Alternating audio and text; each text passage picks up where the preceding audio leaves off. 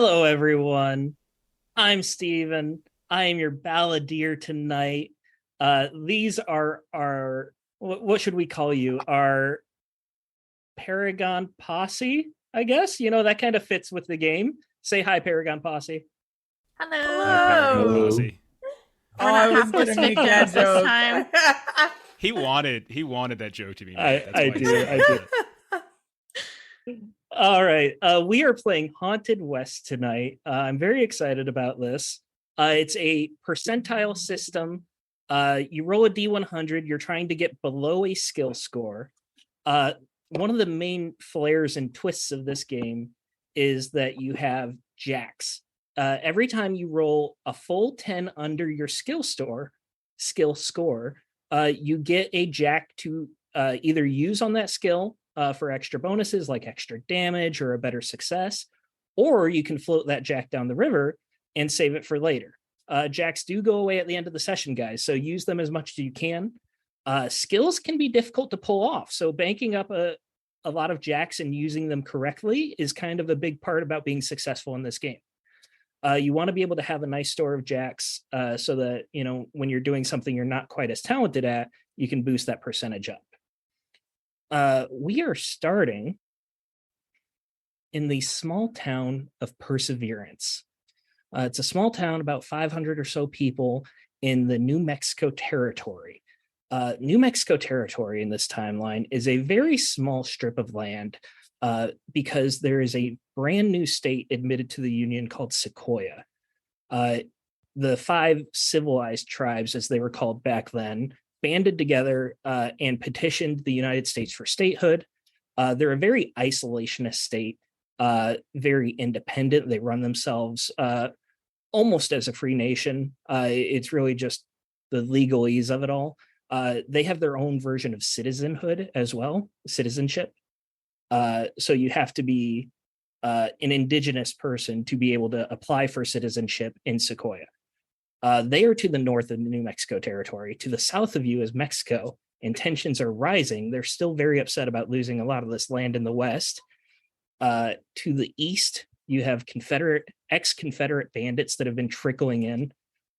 We have a different timeline of Reconstruction where the Confederacy lost. However, John Wilkes Booth and his conspirators succeeded in their full assassination plan.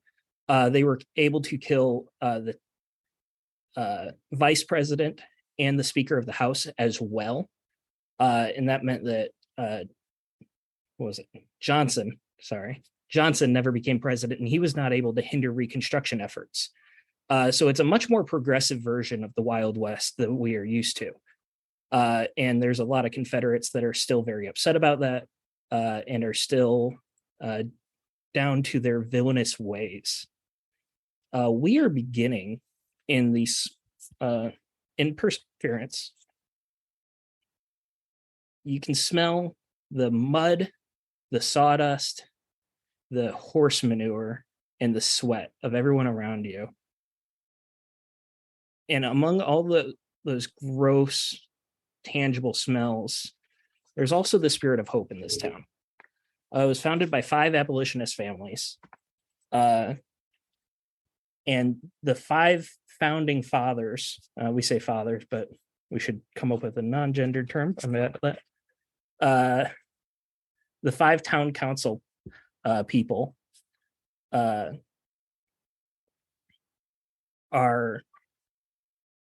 the only real civil government in this town. There's no mayor, there's no sheriff. They do things by vote, meritocracy. The town is still small enough to be able to get away from that. However, it's been growing. It's right on the banks of the Rio Grande. There are several trails that come through here as well. There's often cattlemen, smugglers, traders, merchants. There is a rail being built nearby that has a chance of coming through the town. There's a lot of progress that could be made here as long as they're able to keep their spirit, their personality, and they can persevere. And that's where you guys come in. So we're going to focus on the Broken Spoke Tavern, the saloon. It's owned by one of the 5 councilmen of Perseverance, Ignatius Freeman. He's an African-American man. He fought in the war and he lost his right arm. He also serves as the bartender of this place. It's a lively saloon. There's a lot of gambling happening. A lot of drinking, despite it being mid-afternoon. Cattlemen come in. They just want to be able to rest a little bit. There is an Irishman on the piano, Red Gertie Pickens. He's a very lively character. He's known to spit at the spittoon just to add a little extra to his music. And he's also a really tough character. More than once, you guys have seen Red who kick someone out who's been drinking a little bit too much. Sid, Sundance. Let's start with you. What would Sundance be doing in or around the Broken Spoke? I getting a drink. What time of day is it? It doesn't matter. Getting a drink. Mid-afternoon. Definitely getting a drink. What are you drinking? Are you at the bar or are you at a table? Table, corner. By yourself or are you with other people? Currently by myself, but not closed off to having anyone join me. And what does your character look like? All right, so Sundance is a tall, not middle-aged, tall 30-ish year old man, dark mustache, buzz cut, currently wearing a dark gray, almost blackish, typical cowboy outfit with a knee-length duster, and my hat is currently on the table. All right. And you're by yourself. It's a somewhat crowded saloon. There are plenty of saloons in Perseverance, but this one's in the center of town. It tends to be the most popular because it's the most reputable. It allows it to be patroned by businessmen as well as the drifters and people that travel through. You can hear a lot of people talking. One of the hot topics right now is people talking about some feuding that's happening up in Lincoln County, not too far away from where you guys are, just a few days ride. Nothing major. It doesn't seem like it's going to spill over to this county because there's no one on either side of the feud that lives near here. But gossip is gossip, and you're close enough that people just can't help but talk. Maitreyi, will you describe your character and what you are doing in or around this tavern? Yeah, absolutely. So I'm playing Josephine West, because that's absolutely her real name, and that's why I remembered it. So Joe West is sitting at the bar, and she's Lakota, and she's got this really sort of gorgeous kind of reddish brown skin, and she's playing with this. She's sitting at the bar by herself, looking at the glass, kind of fidgeting with it. It's sort of this scuffed up, like murky from overuse tumbler that she's just kind of like rotating in her hands, like she's trying to decide if she wants to get another drink or not. She's got long black hair that's in a braid, she's wearing a Tegal hat and pretty functional leathers and a cotton shirt. You said you're sitting at the bar, right? Yes. Yeah, so you're actually fairly close to the saloon doors, the very standard swinging open doors. A lot of dust and breeze come in, but it also lets in some hymns being sung. The Women's Temperance League is currently outside the saloon, handing out pamphlets to anyone who tries to go in, discouraging people from partaking too much. And they're also practicing as a choir for the local church. Jeff, what is your character doing in or around this tavern? Purdy.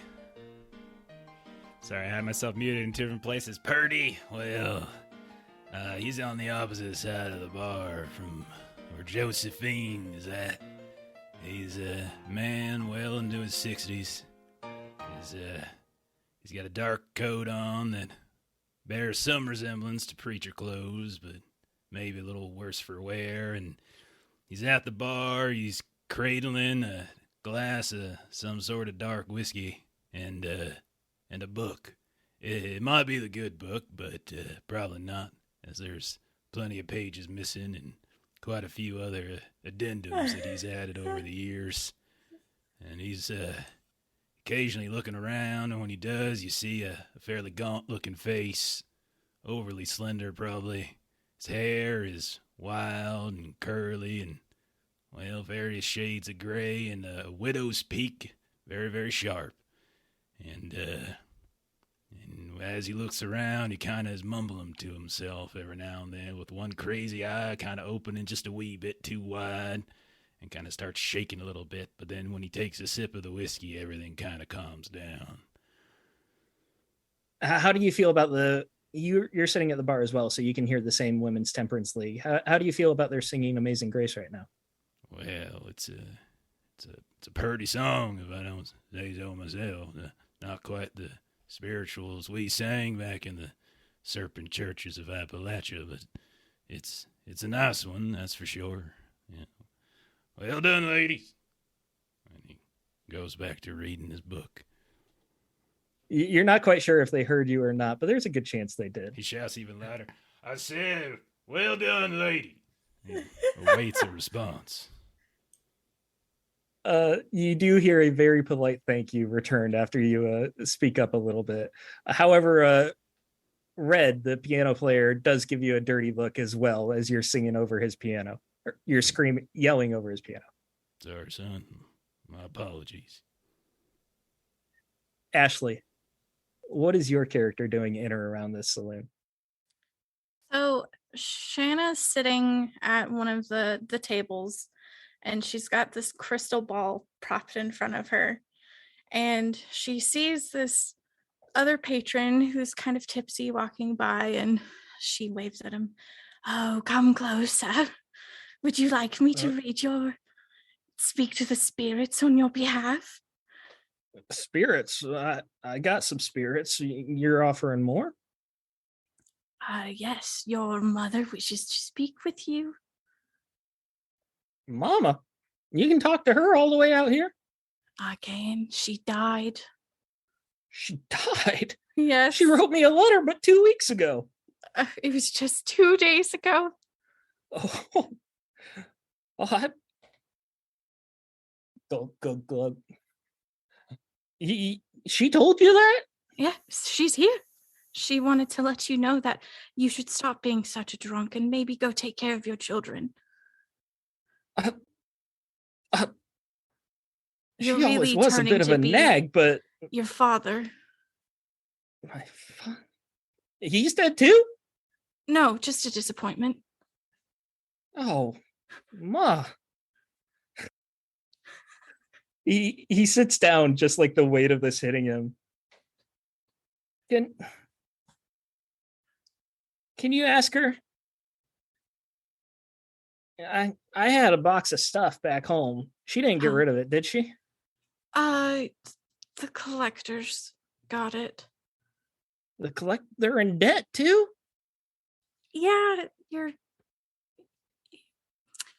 Yeah, like I said, she said your daddy's a disappointment. This has been a bad day. Well, I don't need another fret. drink. She says you should go home. Yeah, I should go home. Turn your I'm gonna life go home. right I'm around. gonna get Yeah. one more for the road. Thank you. I mean, no, not thank you. This How would you have okay. known if I didn't tell you? Well, yeah, I mean, it's bad news. I don't know. You say thank you to bad news. Yeah, That's true. My condolences. yeah. My condolences to you too. And he And gets up she's and heads to just the bar again. smiling, and it's kind of painfully awkward. But yeah, that's Shauna. She's a short, stout woman. She looks very sturdy. She's wearing very large, wide pants with her boots, and then she's got a very large belt buckle and her a buttoned up shirt tucked in very nicely, and then her hair is braided in twin braids, but not very well because it's wild, and like she has like wisps just sticking out everywhere, but she doesn't mind. That sets our scene for us. The tavern is still a very lively place, despite Shauna trying to depress everyone within earshot. A lot of mothers died today. The music on the piano keeps playing. However, outside, the normal hustle bustle, you normally hear wagons and pedestrians going on the boardwalk. That sound begins to fade away, and you don't quite notice at first because Red's still playing the piano. But you hear a scream coming from outside. What are you guys doing? Immediately getting up and to check it out without waiting to see if anybody else is joining her. There's a few final keys from Red after that scream, and then he goes quiet too and turns around on his bench. Joe, you start heading out. The rest of you going out, or are you staying in the saloon? I'm going out. Yeah, Shanna goes. She's got like a bag slung over her shoulder that she puts her seeing ball in. And she's like, all right, party, should we go see what the action is? All right. And he goes to get up, and there's somewhere in the neighborhood of 47 cracks in his body as he goes on out, dusts himself on, slips the good book back into his coat, and waddles on after Shauna. Whispering to her while we're going, why you gotta go and scare everybody? Like, we can't just have a nice drink one of these days. I You can't always help gotta it get if I people hear all him scared. talking. Yeah, mind your manners or something. You're right. Whatever. Let's go see what's outside. Joe, you were the closest to the door. You would be the first one out to see. The rest of you following, just a few footsteps behind. There is the pedestrians have formed a bit of a crowd in the center of the street here. All the wagons have stopped. All the traffic stopped. The screamer was actually a woman just to your left on the boardwalk near the saloon. Looking at this crowd, though, you see in the center of it is a horse. The horse looks very dehydrated. Its skin is very taut. It's foaming at the mouth like it's had its bit on for much longer than it should. However, the crowd itself seems to be focused just next to the horse. They're all bent over looking down. As people start to move, you can see that there is a body on the ground next to this horse. All right, you vultures, give him some space. Step back, Shauna says as she like waddles through the crowd. Make a hole, Shauna. And likely there's a cart and a mule parked somewhere nearby. Purdy will get his medicine bag, his like little medical things and stuff. And I go, let's see what seems to be the commotion. Come on, what's wrong with the fella? Is he sick? Shauna, you start breaking up the crowd as Purdy goes for the wagon. Ignatius Freeman, the bartender, as well, goes out there and he's helping you break up the crowd. Shauna, his voice carries a good bit of authority around here, so he starts telling people to step back. He points to some youngster and says, "You go get Dr. Eleonora." You right there, points to Purdy. You know medicine? Yeah, I know a bit. Both the medicine of the body and the spirit. All right, come on over here. And Alright. he just does his best to push everyone back. Josephine, Sundance, are you guys doing anything specific? Working with the horse. Sorry, Sundance. I think I cut you off. It's fine. No, nothing in particular right now. I'm just bystanding. All yeah, right. I'm gonna go over to the horse and try to loosen the bit and generally because having seen that Purdy and Jonah have whatever that is under control. Right.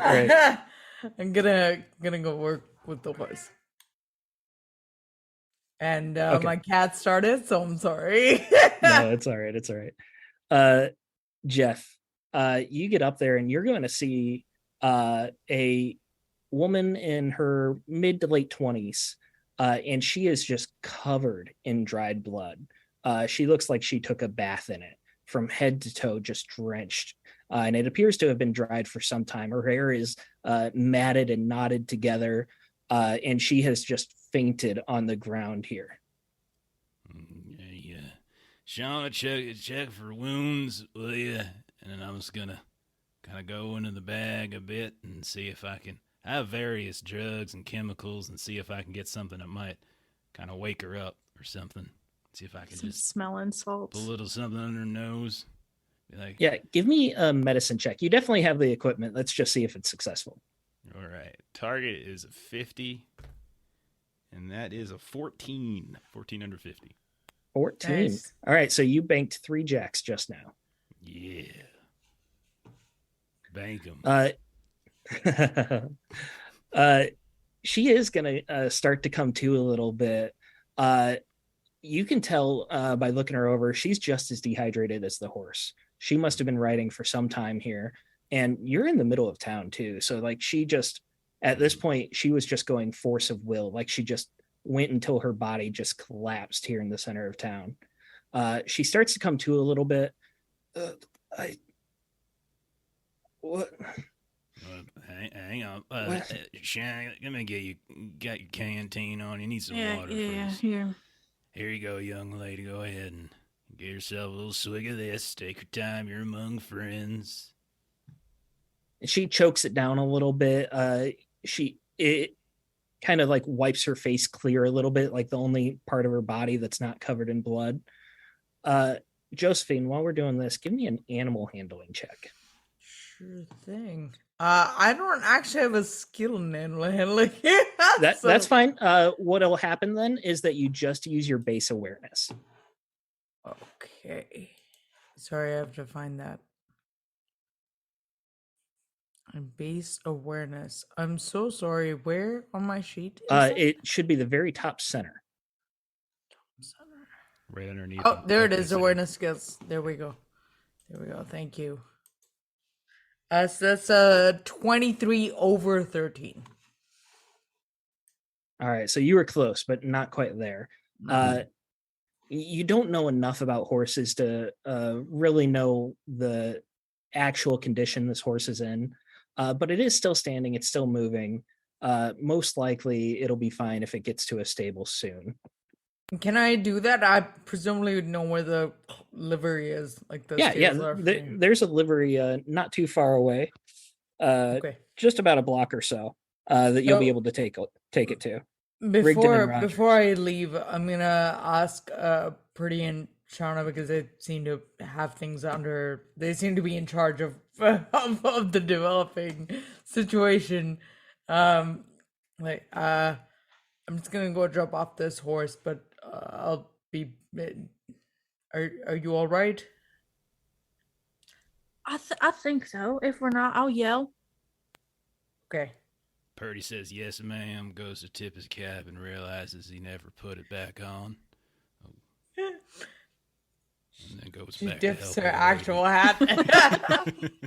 And we'll slowly walk the horse over to the livery. Yeah. R&R Corral. not too far away. You'll be able to get it there. It's you can explain the situation to them. They'll take the horse on credit as well. They'll get it fed and Awesome. watered and do their best to see to it. Purdy, this woman in front of you, she sort of come to. My husband, my brother, they need help. Ma'am, can you tell us about where they're at? It's just you and the horse here. We didn't see anyone else with you. McCray Canyon. McCrick Canyon. McCray Canyon. Okay. All right. What kind of trouble are they in?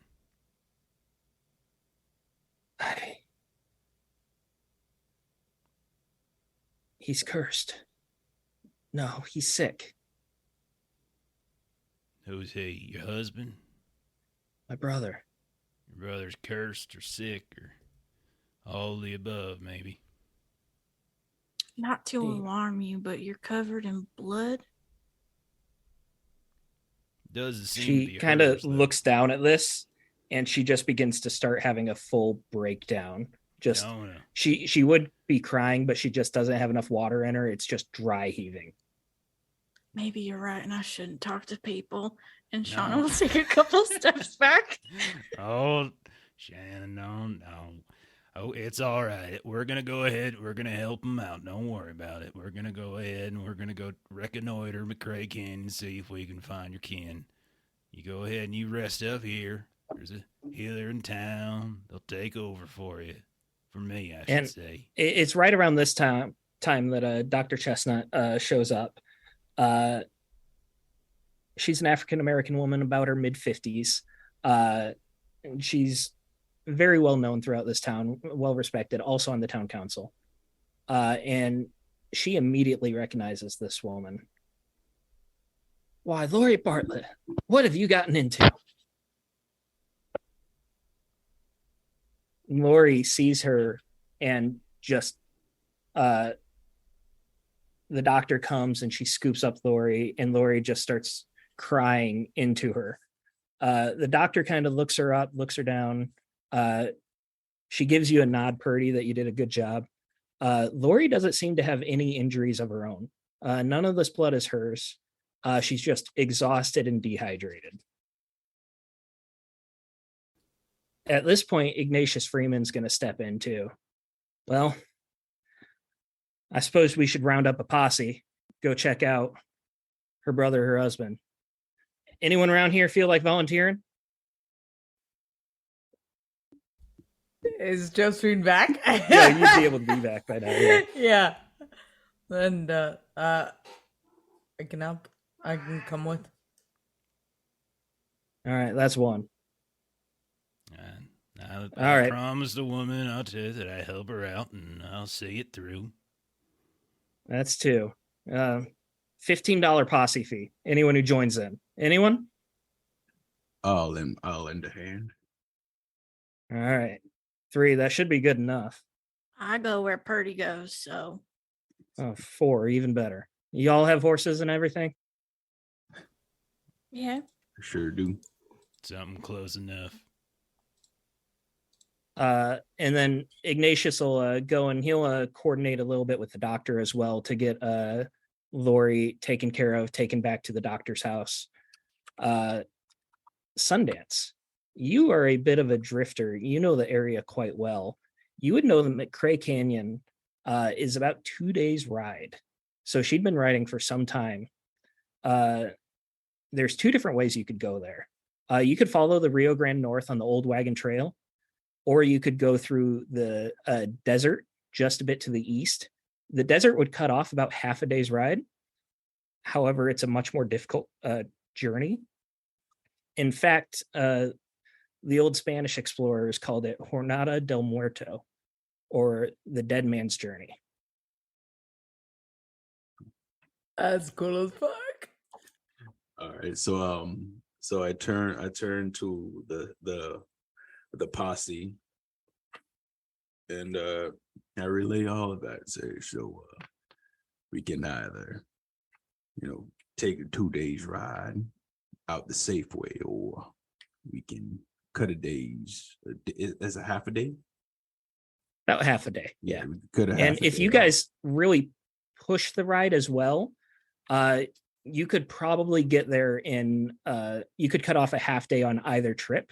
If you're really pushing it on the wagon trail, you could get it in a day and a half. If you really push it in the desert, you could get it in a day. But that would just be if you guys are really stressing your horses and your animals. Well, so it's I'll leave it up to the rest of the posse on which route we want to take. If you really want to push it, maybe we can get up there in about a day's time. But that's if your mounts are up to it. And the longer we take, the more likely there won't be anyone to save when we get there. Well, there's a possibility, yeah. I mean, I don't want to waste their journey. The amount of blood doesn't look so great, so maybe speed is required. Yeah, that might be true. I must confess, however, my mode of transportation is not, as they would say, expedient. Old Henry, he is a laborious son of a gun, but sturdy, and with quite an attitude. He will persevere, hence the name of the town. But yeah, and he kind of points over, and it's a cart, and there is a very stubborn-looking mule. That's his ride. Currently braying in the background. There was a pedestrian that walked by. The pedestrian walked by to get a better look at what the crowd formed at, and Henry took a nip at him. Yep. Don't you dare do that. I ain't getting run out of another town because you can't keep your teeth to yourself. But as I was saying, not quite the fastest. At this point, Ignatius would come back from coordinating with the doctor too. All right, the four of you, y'all ready to go? You want to go right now, or are you going to leave in the morning? It's mid-afternoon. You're going to be pushing it. You're going to be camping at least once. Yeah, I think. Sorry. No, go ahead. Please. Oh yeah, I think it's best that we take off now. I agree. So, you're a traveling man. You know where you're going, right? Yeah, I do. You know, going north, it's old Apache territory too. You're going to have a lot to contend with up there, and Fort McRae, they closed it down just 2 years ago. You're not going to have much help. Well, I'm well aware of the dangers, and I'm sure everybody else is too. I just don't want you all going into something that you don't understand. All the nature of helping. All right, well, you got our thanks. We'll be taking care of Lori here. Y'all come back safely. Let us know what happened, hopefully with her husband and brother. The doctor was telling me the reason she knows Lori so well, her brother's a consumptive. He's got the tuberculosis, something fierce. That's why they're homesteading down here. So it doesn't explain all that blood, but you got to wonder. Just something to think about. Tuberculosis. A friend had that. Not pretty. No, it ain't. But we get a lot of consumptives down here. Something about the dry climate makes it easier on them.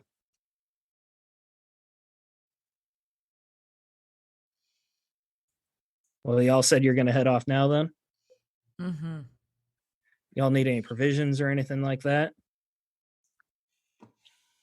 Wouldn't hurt to have a few extras in the pack. All right, heading on down to the general store. I'll be down shortly. Take care of your bill. Y'all head it out just fast as you can. Thank you. All right, you guys will be able to go to the general store. You'll be able to get your supplies. You'll be able to get the food, everything. You'll be able to get your horses out of the corral nearby. Which way are you guys going? Do you guys want to take the wagon trail or you want to go through the desert? Thought we were gonna go through the desert.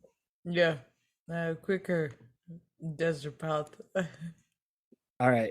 There are still trails in the desert. So Purdy, your cart will be able to make it, but it's going to be a bumpy ride compared to the old wagon trail. That's all right. I got cushions, not of the natural sort, but I purchased them actually from. Well, you don't need to hear that story. Go ahead, continue, Balladeer. No worries. Jeff, we know about your mount. Josephine, what is your mount? So Joe doesn't talk much, which is something you've all sort of understood this point. But she didn't say this when Purdy volunteered that his mount was difficult, but her mount is just as difficult. And she's riding on this gorgeous black and white paint, and she's riding, and sorry, my cat's very excited about the horse description. So I'm sorry about that. But so she every so often she sort of like has to adjust and say "Whiskey Jack, not now," and it's very like grumpy, kind of belligerent horse that does not want to be here. Yeah, you gotta put the bit on him, and he just clenches his jaw every time. He will not open up to get the bridle on. Yeah, we have a very we have a love-hate relationship, Whiskey Jack and Joe. Sundance, what is your mount? My mount is Dusk.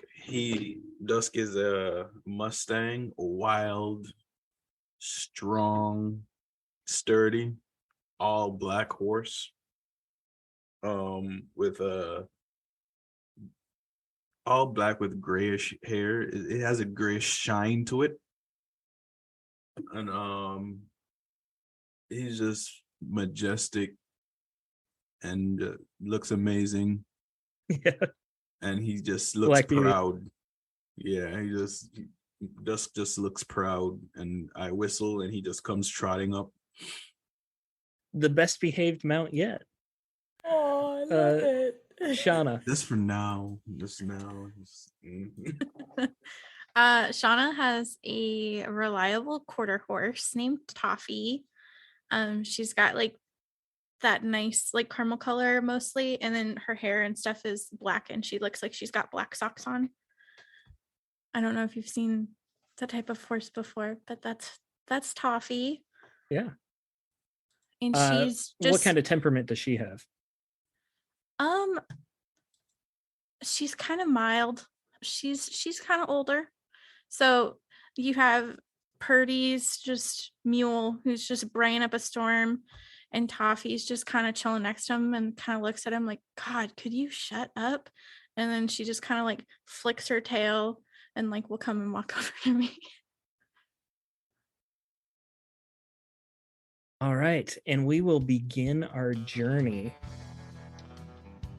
Why don't you guys go ahead and give me a riding order? If there's no objections, Joe will be up front. I'll take the rear because I'm so sorry. Just to add some context to this that you probably all know, Joe is very much trained as a soldier, and so this is her element, and that's why she's sort of comfortable being like, well, obviously I'll be in front. Sounds good. Absolutely. Sundance, you said you're gonna pull the rear then? Yeah, take up the rear. I don't want to push it too fast and leave the cart. Yeah. too far behind. All right. You are the one who knows the area fairly well. Joe, you might know the area too, seeing as you came from the north. Why don't you give me a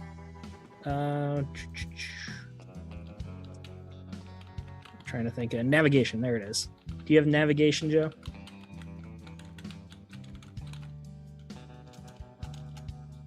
And No, I don't think so. no Sorry, worries. Just look at my sheet. You're gonna get 2 bonus jacks to that because of Sundance, giving you directions as well. So Yeah, go ahead and make an awareness roll with plus 20%. got it. Shauna, Purdy, which one of you is going second? Well, I think Okay. just by the nature of the vehicle, I'll probably fall behind a bit. So I'll be second. Yeah, I think that makes sense.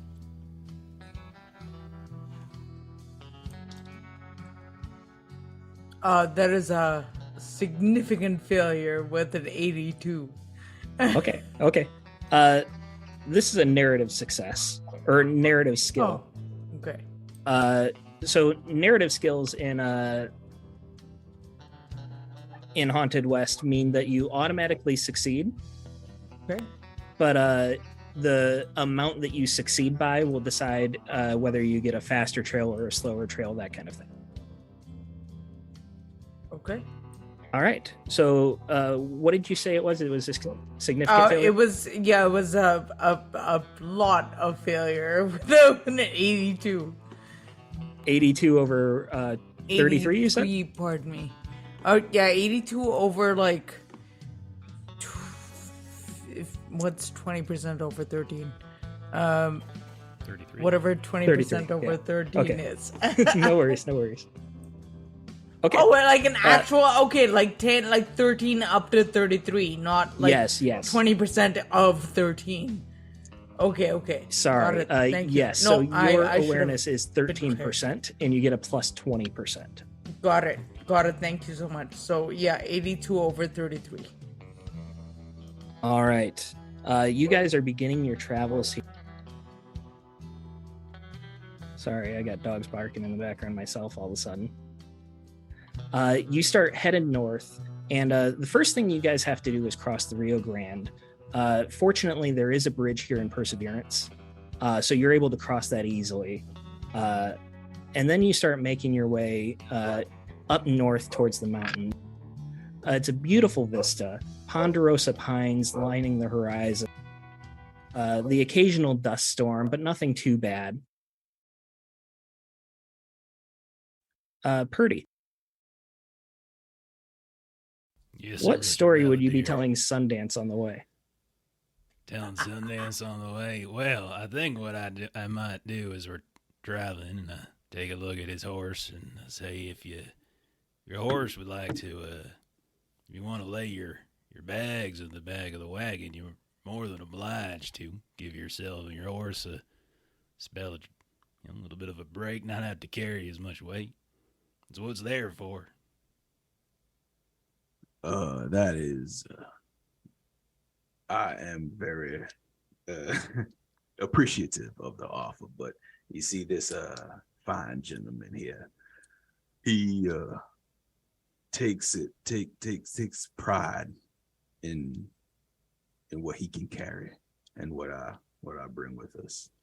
Yeah, I understand. And then I know a thing or two about kind of carrying things around, and I'll just reach back and I'll kind of shake like this one box. And if you're riding next to the cart, you'll just hear kind of like some thrashing around. Yeah, I'm gonna have to be a little bit more careful. These little fellas here, they don't like the long treks like this. The bumpy roads are gonna make them even more ornery than usual. And you just hear like rattles and sounds of stuff kind of shaking around inside the cages and things. And then you might notice that he's got a lot of like bites on his hands and scars around his wrist. And he'll start telling you a tale about the serpents and about how I ain't so much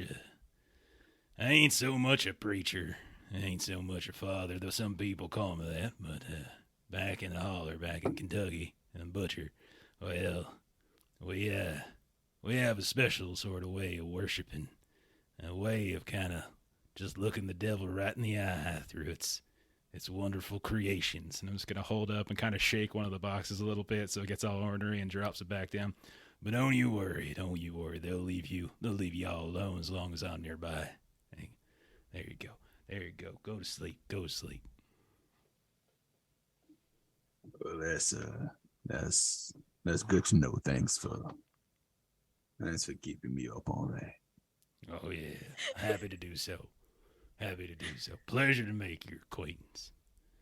Pleasure's all mine. And that is pretty much how the first day goes. With Purdy, you're all just getting to know each other. Purdy showing off his fancy snakes. The first half day really doesn't, you don't get as much traction as you would have liked. You would have liked to make better speed, but you're going uphill. The wagon got stuck in a rut. It took a little bit of time to get out of there. You find a suitable stop to make camp. You're not going to be able to keep going through the dark of night unless you have a way to light your way. There's just too much risk of the horses stepping in a gopher hole or something like that. But you all have camping gear. You're all able to settle down around the campfire, and you hear a strange noise as the sun begins to set.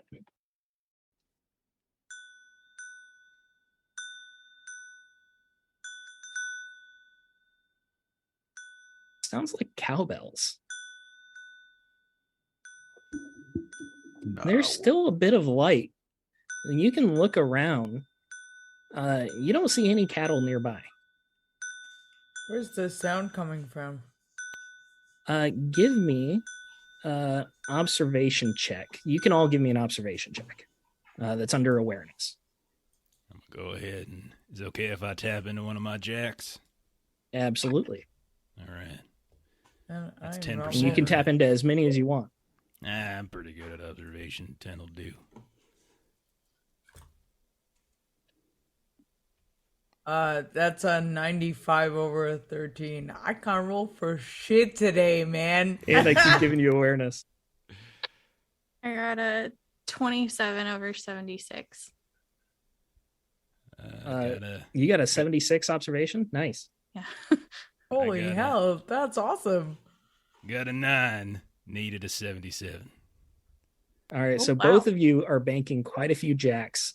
You have a limit of 6, though. So I think that puts you both pretty close. I'm maxed out.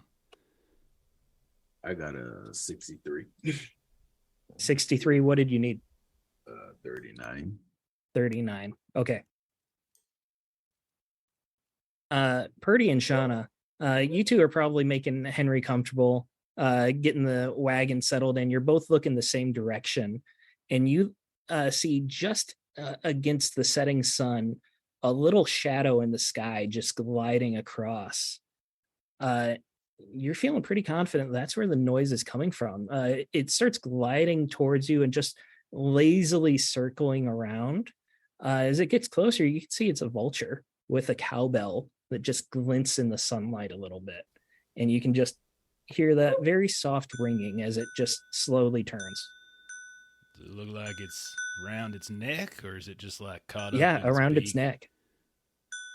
I will I look don't to like Shayna. that it's circling us.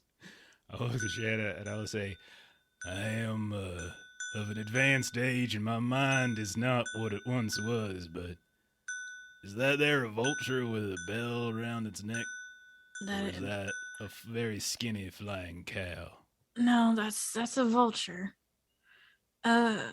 Should we shoot it down?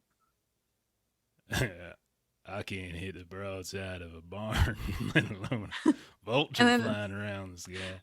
That's when Shanna will point it out to Joe and Sundance. I don't like that this is bringing so much attention to us. What do you think we should do about it? Yeah, well, if you want me to try to take a shot at it, I can. But I don't know. It's kind of odd, to say the least. I'd like to see where it came from. I'd rather not waste bullets on that thing. Also, pretty. Why would a skinny flying cow be more attuned to you than a flying vulture with a feather on its neck? Cows are a very delightful animal. They are like dogs, only bigger. Vultures, they're scavengers. They rip through flesh and bone and yeah, I guess that's the reason. You think we should see where it came from? Yeah. I wonder if someone sent it here like a trained bird. Back in the holler we used to use canaries sometimes down in the mines. Maybe someone's trained this one for something else. Maybe. People train vultures a lot around here? Oh, I don't know. I reckon that's a strange thing, that's for sure. Can we get a sense, Balladeer, of where the vulture is coming from? Yeah, I would take animal handling or let's say tracking. I think they're both awareness. Okay. I'm gonna roll tracking if you don't mind, because that's actually No, a of course. skill I have. Amazing. Oh my god, my first fucking success. 29 under 58. All right, so you get one jack for that, I believe. Amazing. Yeah, you have a pretty good sense that it came from the west over the mountains nearby, and it's just lazily gliding. And after it circles a few times, and you're probably guessing here that it sees that you don't have any easily available food. It continues gliding along to the east. So you know it was heading that direction in the first place. It if it is a trained bird, you don't know whether it's going home or leaving home. I will share that with the group, and while we still have light, we can see where it came from, or we can maybe see where it's going.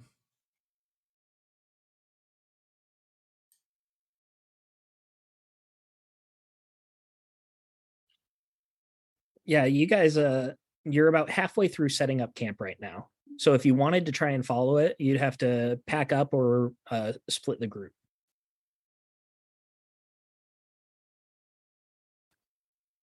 I don't If think it's- sorry, go ahead. No, please. Go ahead.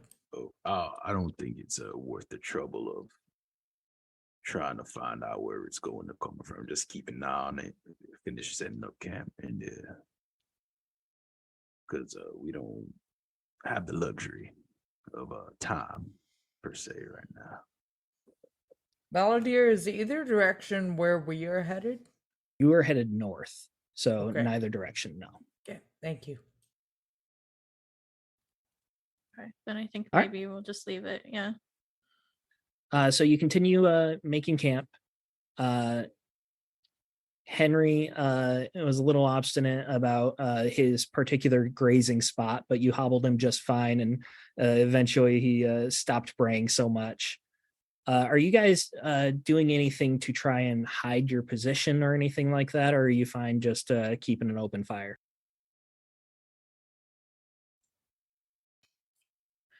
Are we in so what did you say, it was Apache territory yet? It used to be Apache territory. The raids have calmed down a bit, but that doesn't mean that they don't happen occasionally. With the state of Sequoia, there's a lot more territory for them to roam and hunt, Gotcha. but that doesn't mean it couldn't happen. If we can be more careful, it's always better to be a little more careful. Okay. So I'm going to want one of you to make a stealth check then, as you go around camp trying to make sure that there are rocks built up, that the fire's just dug a little bit into the ground, so it just won't be as hot. Which one of you wants to do that? I'm medium stealthy. The old and extraordinarily slow old man's probably not the best person for this one. I guess I can give it a try. All right, so Joe, you said you're medium stealthy. Sundance, you said you're okay stealthy. One of you can make it with plus 20% because the other one's helping. Nice. Sundance, you go. All right. Not rolling for shit today. Oh, I can assist you. Let's see. Oh, shit. So if I'm reading these correctly, this is a 7. Nice. 7. That's great. What were you going for? 35. Nice. Okay, so you get to bank 2 jacks and it's a success. Well, with the plus 20, it would have been 55, right?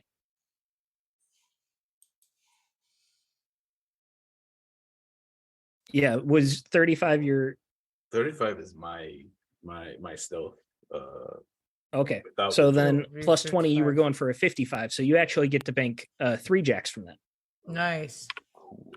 3 jacks. All right. The night is going to go off with mostly no hitch. However, you do hear the bells just one last time about halfway through the night.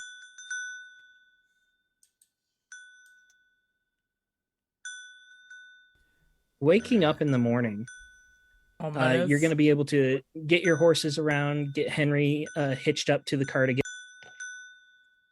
And this is going to be the hardest part of the trip, where you're really going into Jornada del Muerto, the just harsh desert of New Mexico here. Is there anything specific you guys want to do to prepare for this? Or do you want to just try and get through as quickly as possible? So I haven't ridden through here. Sundance, have you? Better to remind me, have I, or just I'm familiar? That's entirely up to you, whether you want to say you've traveled this way or not. Yeah.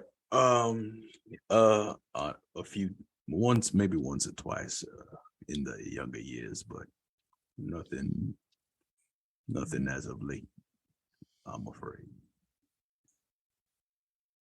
Okay. You guys are going to have plenty of provisions when it comes to food and water. Purdy's cart's going to be able to carry a lot of that. So you don't necessarily have to worry about dehydration or anything like that. But it is going to be a very long, grueling day, especially for the animals. Do you want to go for a normal pace or a hard pace here? Hard pace is going to require... Sorry, go ahead. I was going to ask you a question. Before we do that, grit. Is grit maxed out like with our character? Or like can we go above what our starting grit was? Getting more grit requires you to spend XP on that. So you can go higher above that. I have an ability, storytelling. It's 1 day duration. Oh, yeah. That can actually provide grit, temporary grit. And I just wasn't sure. Yes, that goes above your max. Okay, so we don't have to fully play it out, but like I would spend the morning as we're packing up and getting ready to leave and eating breakfast and stuff, telling a story about traveling. I have traveled this land significantly over my time, and while I have not necessarily traveled it with any amount of expediency, I have always gotten to where I have intended to go. So sometimes if you proceed with a steady and determined pace that y'all can maintain, and that is sometimes better than just going fast as you can and your horses die out from under you. And then I need to roll an arts test. So I figured, like, since it's storytelling, I don't think he's a singer or anything like that, but I do think it would just be storytelling, if that's okay. Can I? So I basically need to roll this to see if I can give people some temporary grit to potentially use. Yeah. Arts is good. All right. So, and I'll burn 2 jacks as well. And that is going to be, sorry. So I needed a 70 and I rolled a 64. So what that means is that I will, whoever's out point, you can. So is that Josephine? You can Yes. get an Right, extra. that's right. So yeah, so I'll just, whoever's like riding point and scouting, I'll like try to convey some elderly, not asked for wisdom, and you can take one temporary grit Nice. point basically in case we need it, in case you need it. Amazing. And that lasts thank 24 you. hours, right? 24 hours, yep, from the morning. Okay, thanks. Okay. Just to react to that, pretty. Maybe you're not used to people sort of being so attentive to your stories, but Joe is hanging off your every word, and just really like, yes, absolutely. You don't get to live as long as someone like you out here in a place like this without taking precautions. You were clearly a man of wisdom. Now, Miss Josephine, when you say a man as old as me, how old do you think I am? Is that the trail over there? Let's go. I don't want to lose it. I ride up next to Purdy and just lean over and I wouldn't say a day over 35. Oh, I know you're lying, but I'll take it. All right, and with that, we are going to roll over the checks from the day before with the navigation, and this is going to be a very grueling trip. The trail kind of disappears as it goes into the desert, but the desert is mostly flat anyway, so you can kind of just pick the path that's the easiest to navigate.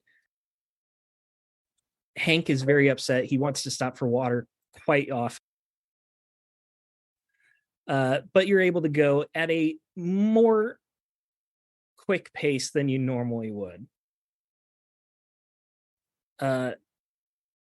You're going to go the majority of the day without any problems.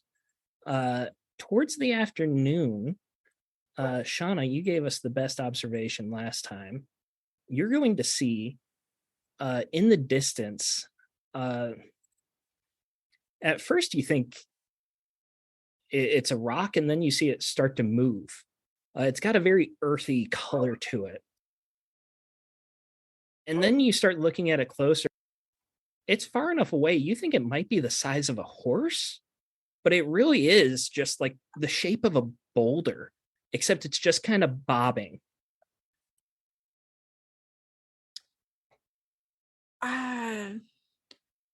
I don't know what that is. Up front, do y'all see that like rock horse?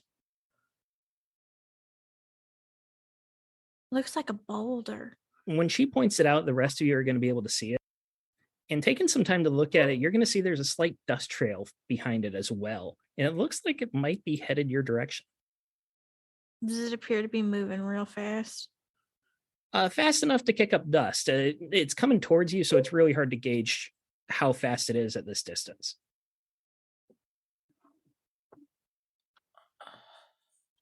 We should probably get off the side of the road. Yeah. At this point, you guys are really just in the middle of a desert. Just you have mountains to your west, and then just compact sand and some shrubs and a few cactuses to your right, to the east, which is where this creature's coming from. Okay. I'd just disperse a little bit, give it some room to move on by. Yeah, I think that's a good idea. Purdy will adjust the wagon to ensure it does not come within the current bearing of that creature. Are we stopping to lure it past? Well, it's coming towards us, right? Maybe slowing down. Yeah, we can slow down a bit. I don't think we should stop, but just give it a little. give us better reactions to whatever the hell it does. Need a little water birth. That's not be bunched up in the middle, you know. Josephine slows the horse to a very manageable canter and pulls out her gun and starts taking him. Okay. You guys disperse a little bit. It has the benefit of breaking up your dust cloud as well, so you're going to be a little less noticeable overall. Those of you who want to, you get your guns ready just in case. Yeah. Might not need to, but better to have them out. For sure. This creature, it seems about half a mile away at this point, but it's so flat you can still see it. And after you disperse, you start slowing down. The creature does seem to veer, and it starts heading south, the direction that you guys are coming from. So it looks like it'll start going behind you. You get a better profile of it, though. This is a massive lizard, kind of like a monitor lizard, like a Gila monster type thing. This thing has to be the size of a horse. It's just giant. It's moving in that like kind of sluggish serpentine mode, just kind of trailing along. But it's moving fast enough as well that there is a dust cloud still following behind. Seems like it's not going to go your direction anymore, though. Well, that was the last time I trekked through this part of town. Interesting. What was that? Seems to me like some sort of giant lizard. Is there something we could roll to see if we know what it is? Absolutely there is. Why don't you bargain with me? Tell me what you would want to try and roll. What about survival? Are you skilled in survival? I have skills in survival, yeah. If you're trained in it, I'll give it to you, yeah. Nice. So I'm shooting for a 45. I'll take that gamble. Can I help? I'm going to say no on this one because it's a knowledge test. If you want to make one on your own, you can. I should have asked to spend my jacks before I rolled, but I failed. I got a 69, so nice, but not nice. Nice, but not nice. I got an 18 under 25. Oh, I got an 80, so no Okay. what that is. So Joe, you're the only one who succeeded here. What specifically are you trying to figure out about this thing? Really just sort of, do I know what it is, and sort of do I know what it is in the context of the world we're in? Like, is it something that, people hunt? Is it something that people leave alone? Like, what is it, and what is its context? There is an old folk tale you have heard. This isn't necessarily your homeland. This isn't where you were necessarily born and raised, but you're familiar enough from spending time here. So you've heard this tale from someone else. There is a story of a century ago, a lizard that grew and grew and grew until it was the size of a mountain. And while it wasn't necessarily a scary story, this wasn't like a warning or anything like that. There were a lot of stories or the story goes that any village or settlement that was in its path, it could walk over and destroy with one step. How true that is, you don't know. At the time you were questioning it, but after seeing this thing, you can't help but wonder. I share that with the group without the beautiful storytelling way that Purdy would have done. Like, that's a folklore lizard. Well, ain't that something? A lizard the size of a mountain. You reckon we should take up our personal responsibility to stop it before it gets that size, or are we just constantly being arrayed with all manner of distraction, and we need to get to our task?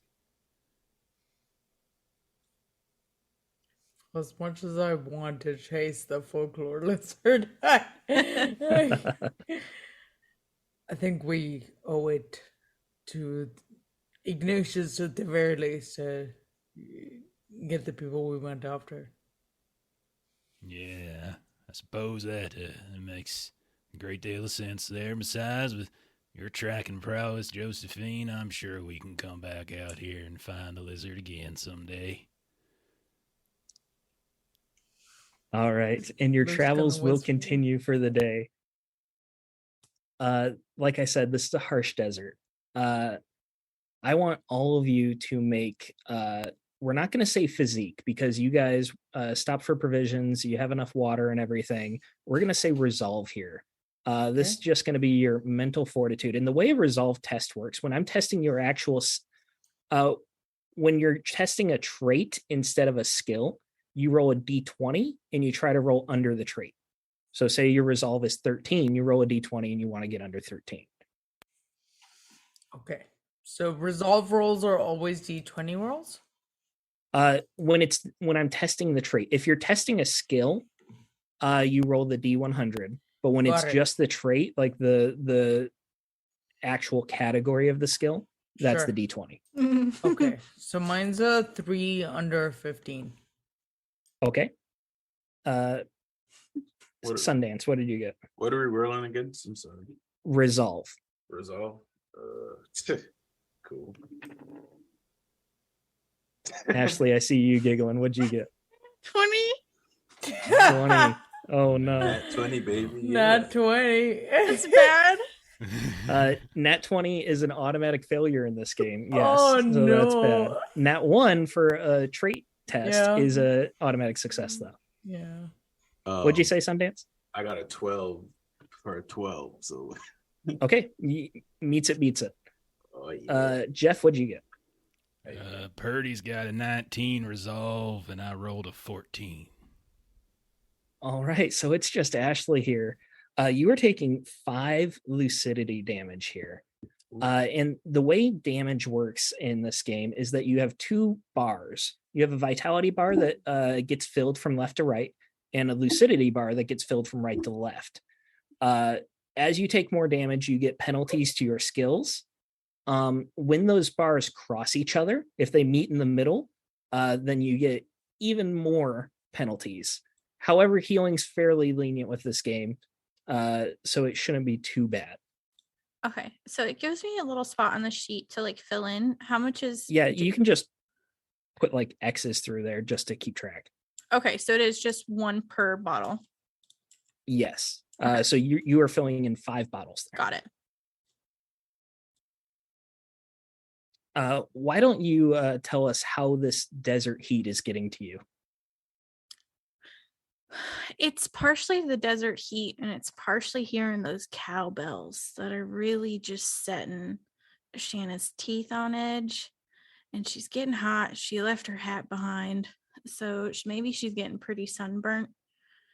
And so she takes her handkerchief and she'll tie it over her head to try and get some relief and stuff. But every time Henry makes too much noise or she thinks she hears those bells, she gets a little snippy and she's constantly looking around and she's getting a little unnerved. So she's constantly just on the watch for like, what's the next danger?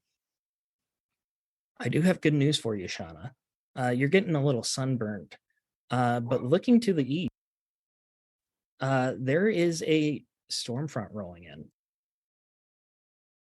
It looks like it's coming in fairly fast. It could be here by the evening. Fortunately for you guys, you could possibly arrive at the homestead just a bit after dark, or you guys could choose to camp one more night, not risk traveling in the dark, and then go in the morning. What would you guys like to do? What's the consensus? Seeing that Shanna is feeling the heat. as we there's a lot to say. Would it be best to just take a rest here or push on until we get to our destination? I can handle it. Don't hold back on my behalf. Does make sense for you to die on the way, Shauna. We can get there, see what's wrong, and then head back, and we can take an easier route. Shauna, you've been through way worse than a little bit of heat, right? Well, you can get there just fine, I'm sure. Everything's easier than being possessed by a demon. Okay, you're just gonna go right out and say it. We're in polite company here, you know. Wait. It's the heat talking. It's the heat talking. Oh, Don't pay her no mind. It's just a phrase, a turn of the phrase. It never actually It's a little happened. grift that she does, you know, gets the seances stuff, you know, just make a little coin on the side. Joe is looking over very sus. And Shauna just smiles like, Well, I'm inclined to believe you. I have nothing that says otherwise. I have heard the phrase, you know, maybe once or twice here and there. see, So Sundance knows. right. All right, so you guys are going to try and push through then to arrive just an hour or two after dark, right? That's Shanna's vote. Agreed. That's what we're doing. All right. You're going to make it out of the desert at this pace by late afternoon, early evening. It's still incredibly hot, but the night's coming and it's bringing in a bit of brisk air. The storm front itself is pushing in a cool front, and you can already see that there is a sheet of rain in the distance as the sun starts coming down.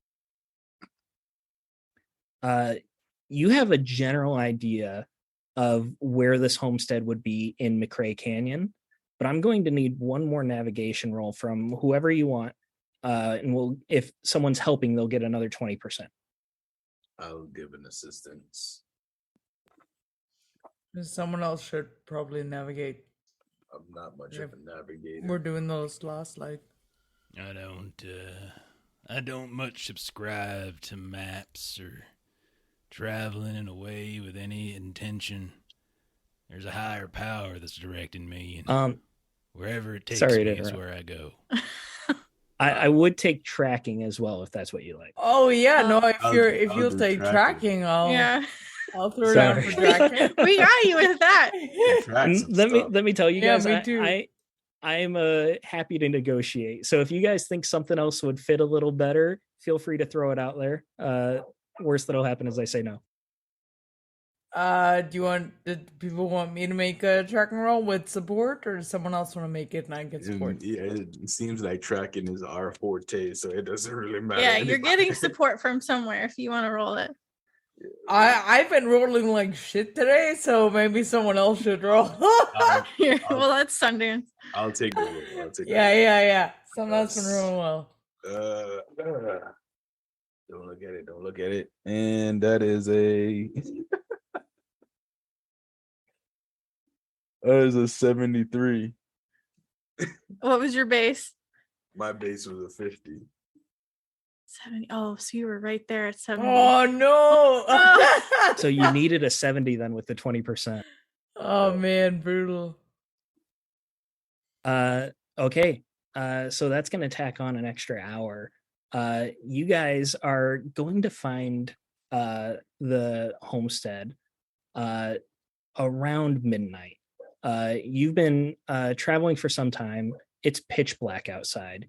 You guys have a couple lanterns here and there that you're doing your best, and it's slow going. But at this point, it's too late to set up camp. The homestead itself has a simple house in a T-shape, wood planks, just a couple windows here and there, and you can see that there's a chimney coming out of the center, and there's a barn nearby as well, just a small one-story barn. And you can see that there's a soft plume of smoke coming out of the chimney and a faint glow coming from the shuttered windows and underneath the door. It's just nestled in between a few hills. You guys are still a distance away, so you're just seeing this in the distance there, but you can get there in about 10 minutes or so. This is the Bartlett's homestead, is it not? Best bet is that it is, yes. And poor old was it Lori, I believe, said that her brother was sick and cursed. My old eyes might be deceiving me, but that homestead don't look sick nor cursed. Looks pretty average to me. Yeah, I'm inclined to agree. Well, we might as well go knock on a door. At the very least, maybe they can offer my bit of hospitality. All right, so you guys are going forward to knock? Yep. Yes, sir. Which one of you wants to be the one to knock? Are you guys all going up in one group? Tell me the plan here. I'll go knock. I'll be the one to knock. Yeah, I'll stand behind Sundance, join them.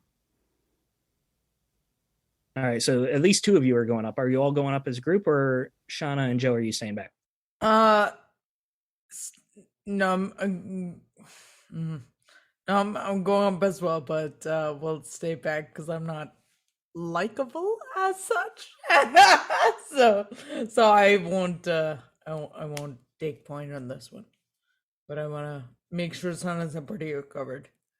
Yeah, Shana wants to flank around the back. This kind of sits weird with her. She just kind of wants to observe the outside of the whole place before she comes up front. You know what? Joe's just gonna go with Shana. I was super not comfortable leaving her by herself. Okay, so we're pairing up here. Purdy and Sundance are going to the door. Shauna and Joe are flanking around the back. The two of you flanking, you're going to see that there's a outhouse out back, just a single outhouse. And the barn has doors on either side, so it looks like a wagon could be pulled all the way through if they wanted. Otherwise, it's just very simple. Not much going on. It looks like there's a simple garden in the back. No real fences or anything like that, so you don't think they have much in the way of livestock, at least not small livestock. Should we go sorry, go peek in that barn, you think? I think so. Take a look. Yeah. So you two are you trying to be stealthy, or are you just gonna walk right up? You know what? Let's try and be stealthy. Yeah. Separate rolls? Yeah, separate rolls, stealth. Sweet. I also got a 69, so also nice, but also not. But not nice. I got a 40 over 43. So you got mine was a fail over 21.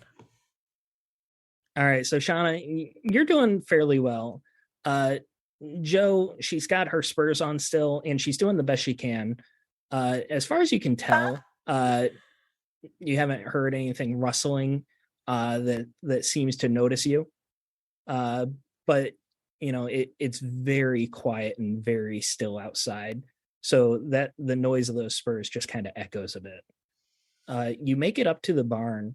You guys, I assume you're circling around, so you're like at the back of the barn. Like I said, there are doors on either side. Do you guys want to just open up?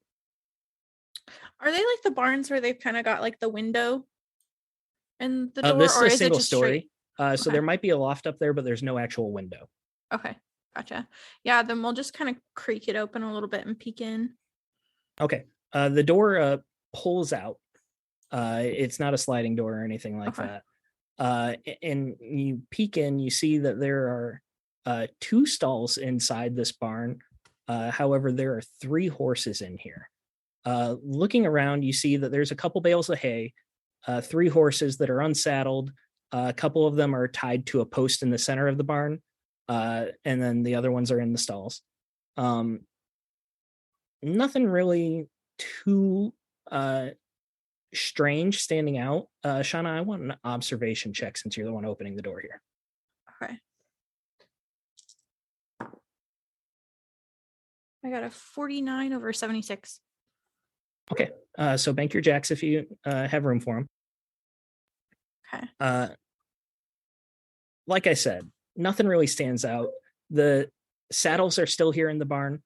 The saddles themselves, they're McClellan's, which are pretty fancy saddles. They're fairly expensive. They're also military-esque saddles.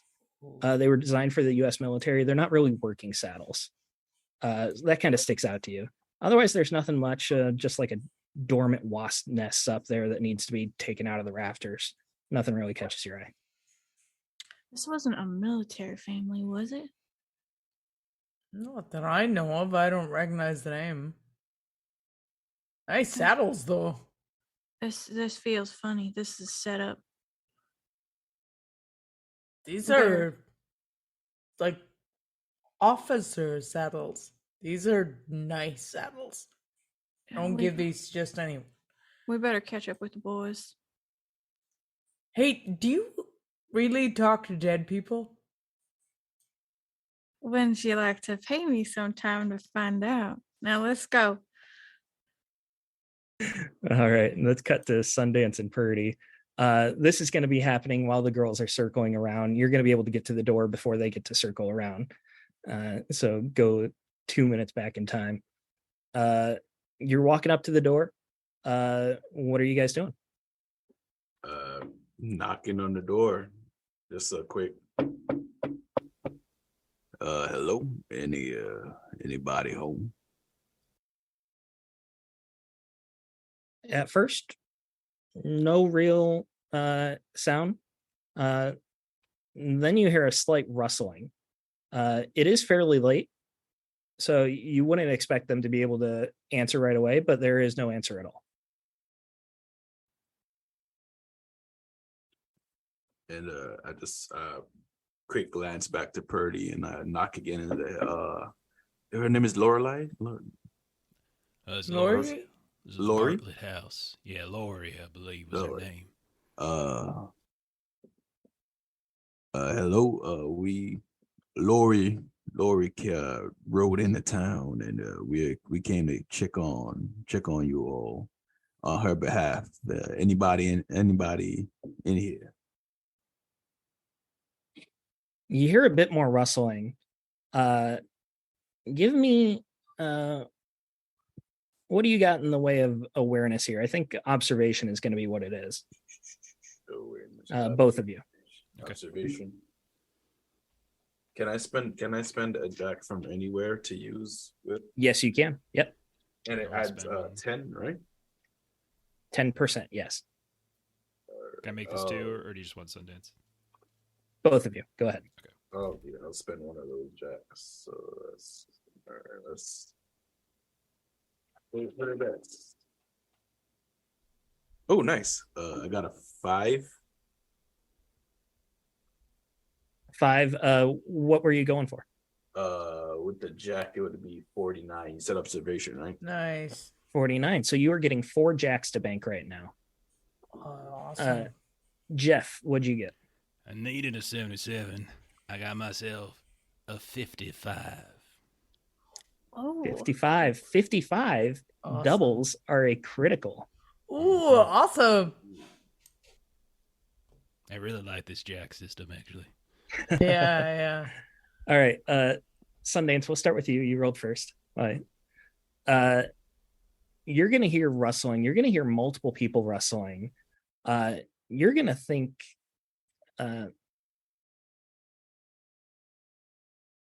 multiple people, but not only that, you hear the clink of metal scraping on wood. Purdy, you're going to have a much better sense of this. I'm going to say that you hear 3 distinctive types of footsteps. One heavier, one lighter, one that sounds about average. You also hear the clink of wood. And you also see a hornet's nest directly above you. You don't have much light where you are, but you just get a little bit of moonlight just kind of lights it up, and you're directly underneath it. I'll say at Sundance, I'll say, I count 3 separate footsteps inside. Don't ask me how I know it. And I don't mean this metaphorically, but I believe we've just wandered into a hornet's nest. And I'll point up. 3 footsteps. We only know about the brother and the husband, so seems like something's afoot. Something And else. I pull out my gun just in case. Purdy's got And at this one, point, but he'll take a step back out from underneath the hornet's nest. at this point, you hear a slight thump against the door, and a response. Hoosier. Named Sundance. I volunteered to come out here to check on Laura's husband and brother. Lord. There ain't no Laura here. Well, of course there's not Laura here because she's back in Perseverance where we were sent from. May I ask who I'm speaking to currently? You can ask. I don't feel like telling. You know what time it is? Yeah, I'm not too keen on strangers just showing up in the middle of the night unannounced. No, I understand your worries, but our employee, we were sent here by Laura. Sorry, the last name is escaping me. Bartlett. Bartlett, yep. Yeah, we were sent here by on behalf of Laura Bartlett. She rode into town about a day ago, dehydrated and all sorts. So You're gonna hear in the background a separate voice. Lori Bartlett, who's that? Shut it. There ain't no Lori Bartlett here. Y'all better just go on back. I take a step back and to Purdy, I was like, well, there's something strange going on here. Something strange. I'm not sure. They claim to not know who Laura is and that no Laura is here. Maybe mention that Ignatius fellow from Perseverance says that he's the one who charged us out there. Maybe that name will ring a bell with them. But I think there's something funny going on inside there, one way or the other.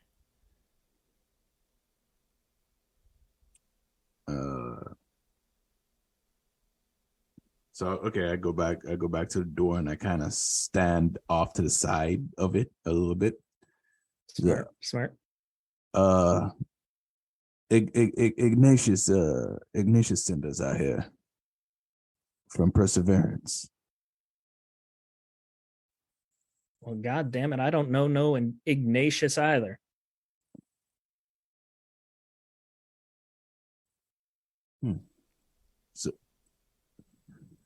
So correct me. All right, listen. You're clearly not going away. We're just passing through. We found this homestead. It was clearly abandoned. Whoever lived here pulled up stakes and left. All right? We're just staying the night. We'll be gone in the morning. We really don't want anybody messing with us. You stay away from the barn. You stay away from the homestead. We'll be just fine. I'll assure you, we also don't want any trouble. Like I said, we're just in here to complete a job, and that's what we're trying to do.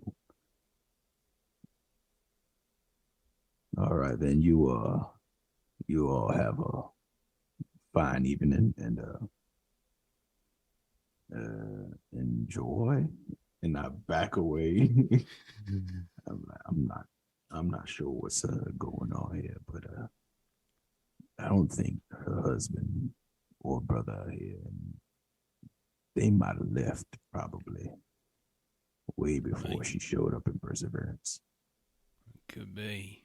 We didn't really ask too many questions about her, but the doctor did seem to know Miss Bartlett, so we know at least they knew her at least well enough to know. So something strange does seem to be afoot. Maybe we should check in on Josephine, Sean, to see if they discovered anything around back.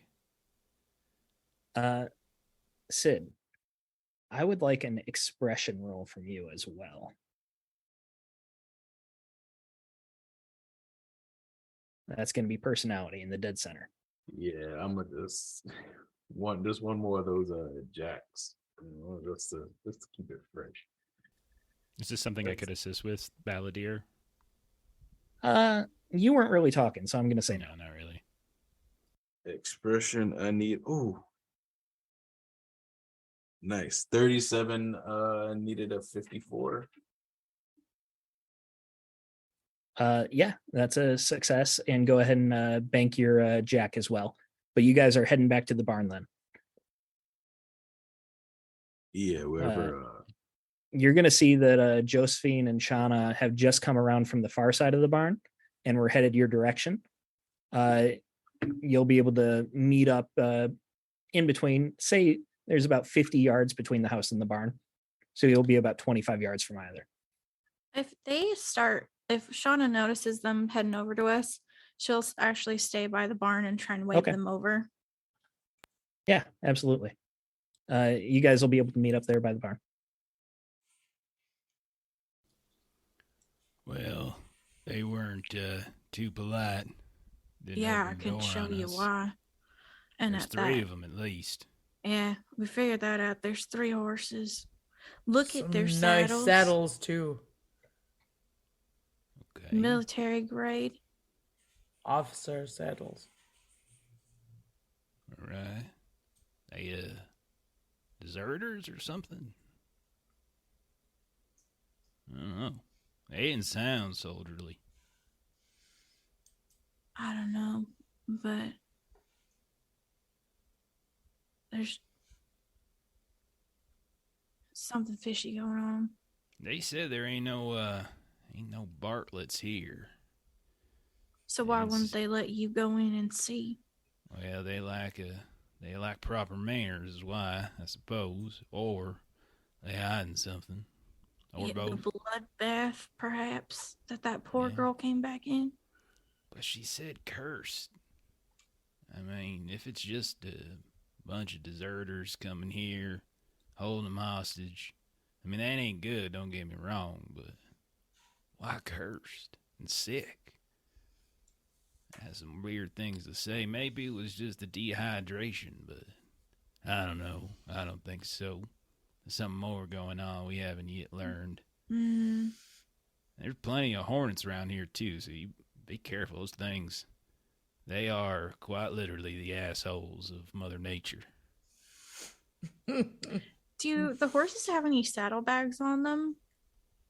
The horses in the barn are unsaddled right now, but the saddles and saddlebags, the saddlebags would not be in there. The saddles would be in there and the rest of the kit. Okay. You know what we could do? We want them to open that door, come on out. You know what's gonna make them open up and come on out? They go chasing after their horses. They go riding off into the night. That's a good idea. You think we can keep the saddles? Well, I ain't gonna say no. We better hide our horses pretty good, though, before we do that. Some nice saddles. I don't think we'd ever be able to buy McGlenn. Oh, I really like those. Like Joe's like kind of salivating over the saddle. All right, what are you guys doing? I don't want to steal the saddle if they're not actually deserters. I don't steal saddles. But if they're deserters, then that makes it easier. Should I go talk to them and find out? Well, Sundance tried that already, and they weren't too keen on talking. I think if we want to get anything out of them, we might want to consider an alternative strategy. I like your horse's idea. Yeah, I think that's a good bet. Sundance, All what right. do you think? Any other ideas? Honestly, I'm plumb out. I'm not sure what. I'm kind of stumped right now. Maybe we Okay. should try. Yeah, maybe we should let the horses go. Try to get them to open up that door. Were there any other places around here? It was just the barn and the home. Any other things of interest? The barn, the house, and the outhouse are the main features Oh. here. Yeah. We Now, need to check out the outhouse. Shano, would you do me the honor of escorting me to the toilet? I'm an old man. All right. She just shakes her head. Puts Is out this now like really bony this- elbow. Yeah. Is now really the time. I've been on a wagon seat for close to 2 days, and I am not a young man. But no, we should probably just to make sure we dot our I's and cross our T's before we try something more aggressive. Okay.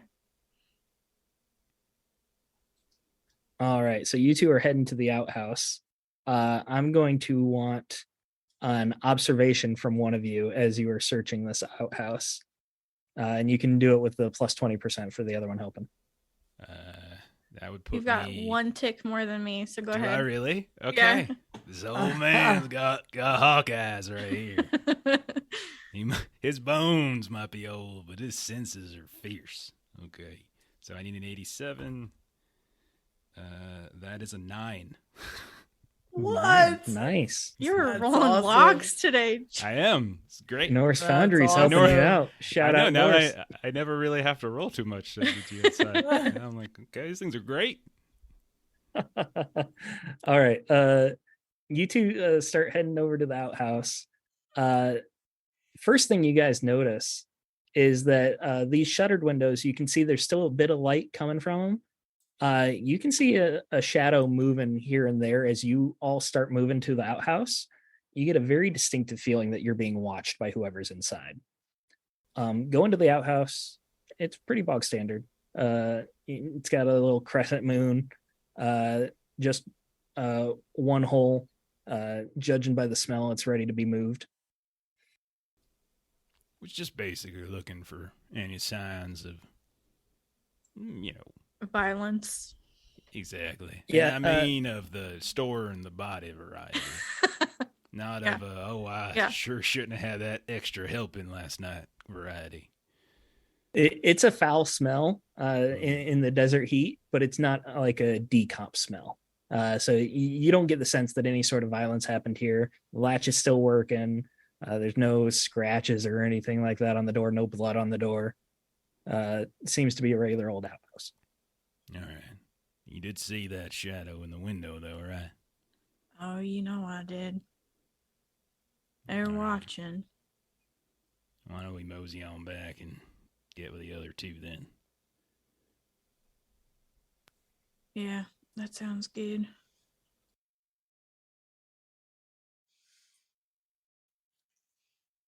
All right, you guys head back. You meet up outside the barn again. What's the plan, y'all?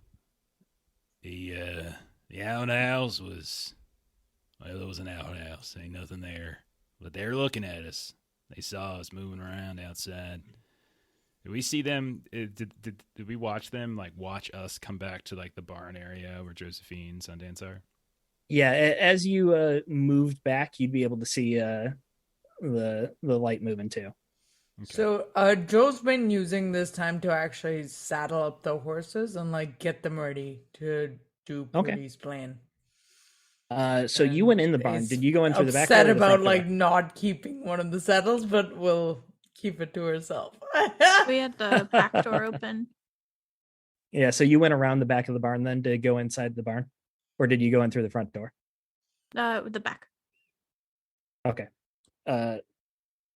Around this time, you guys hear the crack of thunder. The rain is very close. It hasn't quite started here, but it's going to be here in a matter of minutes. going in the back, you get the horses saddled. It's not going to be much longer before you see a crack of light coming from the front of the house. You don't actually see the door open because you guys are behind the house, but you see the light open and then a shadow move and then the light closes again. What are you guys doing?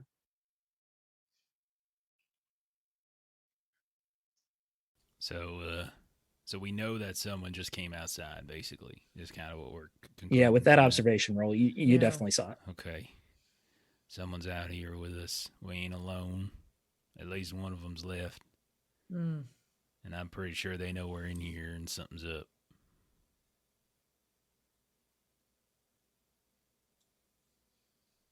Y'all carrying, I assume. Yeah. I got Well, an unreliable pistol, as you well know. it's Do interesting we- how do- my do mule we is more think- reliable. Do we think that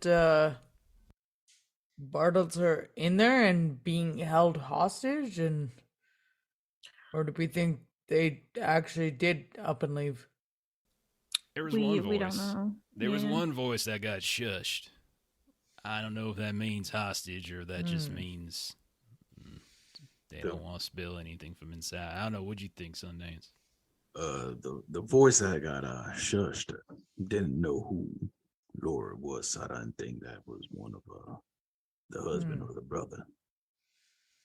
So All right. I want precise positions from all four of you. What side of the barn are you on? Like closer to the house, further from the house? Are you near the doors? Are you in the center? Josephine, I know you said you were saddling the horses. At this point, you would have been able to get one saddled. You still need to saddle two more. It takes like 15 minutes to saddle a horse. So Fine. So that's where I am. So wherever the horses are in relation to the barn entrance, that's where Joe is. Okay. Shanna would so- be outside the barn, just kind of keeping watch. front or back of the barn? Back of the barn. Okay. Sundance, where are you? I'm on the side of the barn opposite of the house. Just kind of Outside or inside? outside of the barn. Okay. But opposite the house, kind of just keep trying to put the barn between me and them and just keeping watch and keeping eyes up. And Purdy, where are you at? Inside the barn, whatever kind of cover I can find. All right. Towards the front or the back? Probably towards the back. Okay. Shauna and Sundance, you two are going to be the ones that see him first. You see a rather large man. You just see the shadow of him moving towards the barn. And in the just a little bit of light coming out of the house here, you see the shine of a rifle in his hands. You hear him call out, "I said y'all could leave. I said stay away from the barn. I'm not going to tolerate no horse thieves out here." Who said we stealing horses? It's about to rain.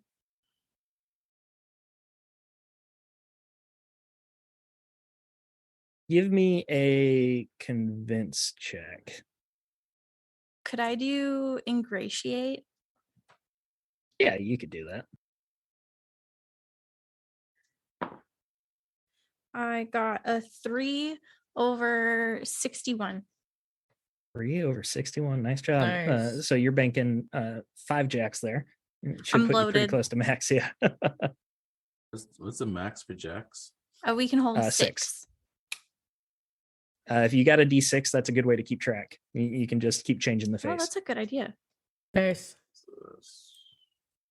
Oh, All right. I know it's about to rain, but that just means y'all should keep heading back the way you came from then. That's the way that the storm is coming. Darling, I would really appreciate just a warm place to stay for the night. I know you guys aren't willing to share the homestead, but I could do with the barn. And you said that you're out back behind it, just looking around the corner, right? Yeah. Well, if you ain't no thief, come on out in the open then. And Shauna's got her gun like tucked in the back of her pants, and so she'll step on out. Where's the man you were with? He's laying down. He's elderly. He's tired. He shouts, man, come on out. Come on, Purdy. We got gifts. All right. She called me out by name. I will make very much a display of my elderly nature, and I will brandish my preacherly garb, and I will mutter under my breath, "It has been a long time as a man of the Lord to be denied any sort of courtesy. I would hope that if you could not at least find it in your heart to give us warmth inside the homestead, the least you could do is give us the barn and keep these bones from getting wet. Praise the Lord." All right, preacher man, you can stop preaching right now. You ain't the man I was talking to at the door. How many more of you are there? Well, I was there. He's around. He's sorting out our own mode of transportation. All right, anyone else in that barn, come on out right now. I'm expecting at least one more. If we want to have a civil conversation, let's have it out in the open. Civil conversations normally happen at the end of a rifle. They do when I don't know who you are and it's this time of night. Well, we had plenty of opportunity to make exchange of our names, but you just did not want any of that when my compatriot and I were at your door.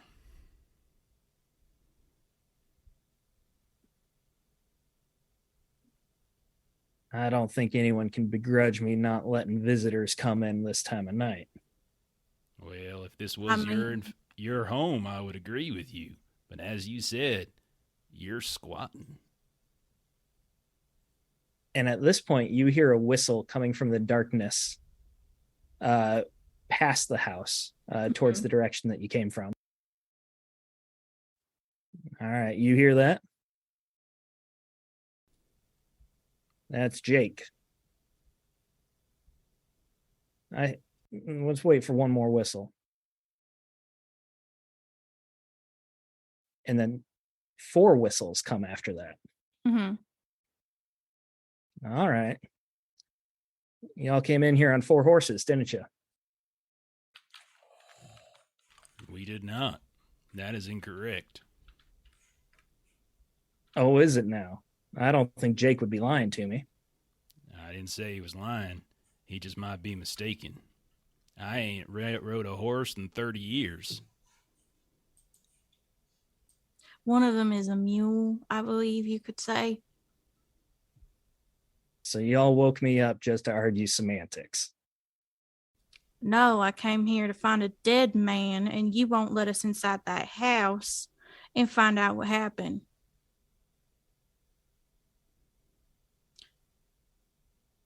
He was sick with the consumption. Consumption, eh? That You know doesn't that explain bleeds everything, but it into explains some buildings. things. All right.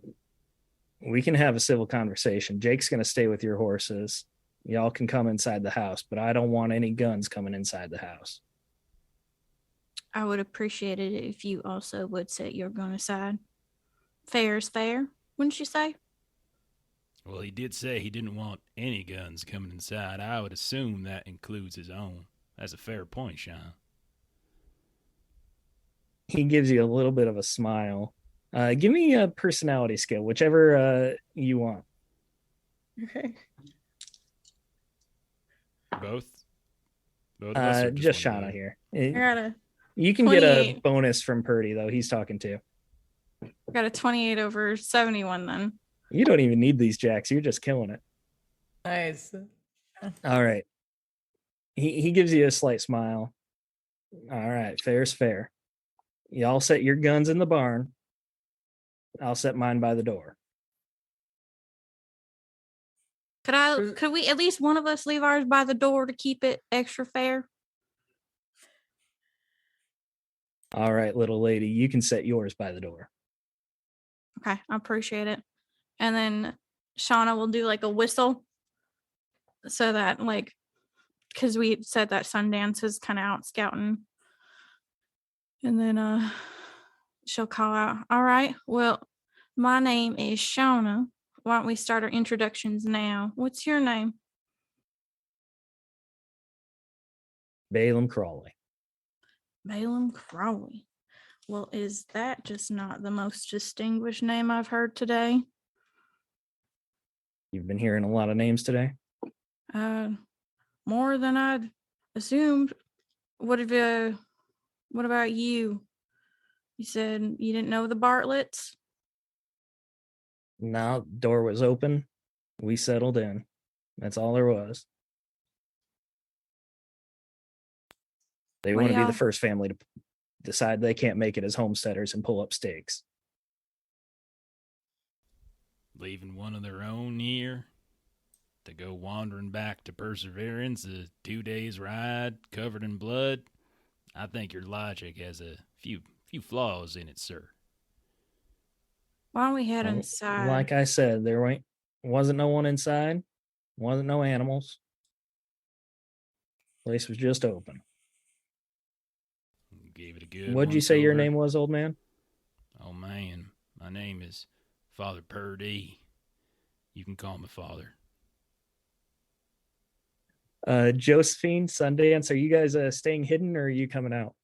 I was gonna ask Valdir, didn't want to interrupt, but presumably can you hear all of this from inside the barn? Absolutely, you can, yes. Especially the part where he says expecting only one more, or at least one more. So Joe's like, you may not know I'm here, so we'll stay hidden for the time being. I'll come out. Okay. So 3 of you are going to head to the house with Balaam. He's going to knock 3 times on the front door and say, all right, y'all can go on in. And Shanna will set her gun down and she'll wait last for him to also set his down. Who's going in first? Sorry, I have a locational question as well. Before they leave, so to hear all of this, I'm imagining Joe sort of come up to the door and sort of put her like ear against it to like hear all of the conversation, and Shauna and Purdy are like right outside the door and sort of having a conversation with this person like at a distance, like they're kind of talking loudly. They were talking loud enough that it would carry. Okay. So, but what I'm wondering is, am I able to say something to Purdy and Shauna without dude hearing? We could say you could do a stealth check. Okay. And if you fail, there's a good chance you'll be hurt. That's fine. Okay. So let me try and do that. let's what the fuck is my stealth? There it is. I'm gonna use 2 jacks on that. So all right. That'll take that up from a 21 to a 41. And I have 1 jack left. And I am gonna you don't have to do this, but we are getting close to the end of our session. okay. And jacks do not roll over to the next session. So bear that in mind. Then can I just use all 3? I'll just use all 3. Yeah, go ahead, use all 3. And hey, Lost Amazing. Caravan, thank you for raiding. We so appreciate it. Welcome to the party. We just have our posse here outside of Homestead, trying to help some homesteaders, but they don't seem to be here. There seems to be some aggravated folks here instead. Might be kicking open a hornet's nest. So my roll was a 46 under 51. Awesome. Just barely snuck by. Good thing you used that jack. Yeah, serious. Thank you for the suggestion. What are you saying to Shauna and Purdy? They don't know I'm here. I'm gonna stay hidden. Just call for me if you need my help. I'm gonna try and sneak out front. We can always say, when Purdy went into the barn to set his gun down, maybe that little message is passed over, and he just kind of gives you his big old eye starts twitching, and he gives you a wink with it, and he moves back out. Amazing. All right, so Purdy sets his guns down. Sundance sets his gun down, right? Yeah. All right, and Shauna holds on to hers for a little bit. Which one of you is going into the homestead first? I am. All right, Sundance, then Purdy, then Shauna. Sounds good. Yeah. Sundance, you are going to walk in and you are going to see that this homestead is ransacked. Any sort of goods on shelves have been pulled over, sorted through, torn apart. There are blankets and sheets and quilts that are nailed to the walls in certain places. One of the chairs has been completely torn apart, and it looks like it's being used for kindling for the fire. There's just a few legs in the actual seat of the chair left. The actual dinner table itself is still intact, but it looks like there was someone sleeping under it, as there was a bedroll laid out with a blanket there. And when you walk in, you see a woman standing in there as well. She seems to be fairly young, late 20s, early 30s. She has 2 pistols in side holsters, and she's dressed like a cattleman would be. She doesn't have her hat on, but you can see that there's the imprint in her hair from wearing a hat quite often.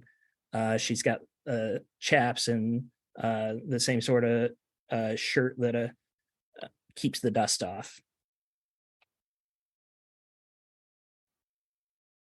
Howdy. She just gives you a cold stare, doesn't nod, doesn't say anything. Purdy, you're going to be coming in right after that. You'll see the same thing. Shauna, you're setting your gun down the same time Balaam's setting his rifle down. Mm-hmm. You two walk in together. This And right here is after- Sula Smiles, is what Balaam tells you. Okay. After Shauna sets her gun down, she's going to reach out to shake his hand. Yeah, he'll shake it.